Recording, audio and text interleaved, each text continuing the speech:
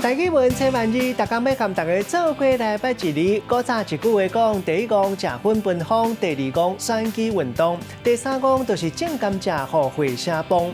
今仔日要甲大家小解这一日，咱同齐来看到这日读做薰好温薰第一条。薰是一款芳草，用来点火了后树有一款特殊的芳味。咱讲是薄薰，嘛有人讲是食薰。食薰烧薰草落来敷，咱讲是薰晒。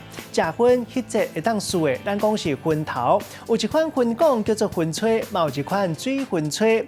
可薰晒也有薰头的物件，咱讲是薰壳啊。袂当食薰的所在就是禁薰。另外薰嘛会当讲是烧物件引起烟来达成某一款的效果，像咱讲蚊仔香，就人讲是蚊仔薰。点来薰网，网就唔敢挖过来。另外物件烧火草火搭，咱讲是草火薰。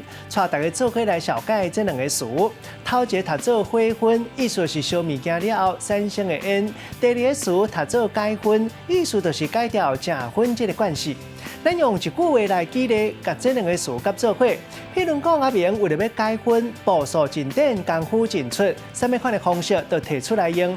伫咧室内点火薰，产生特殊的气味，想讲安尼暂时就会当转调伊的注意力，就较袂想要食薰。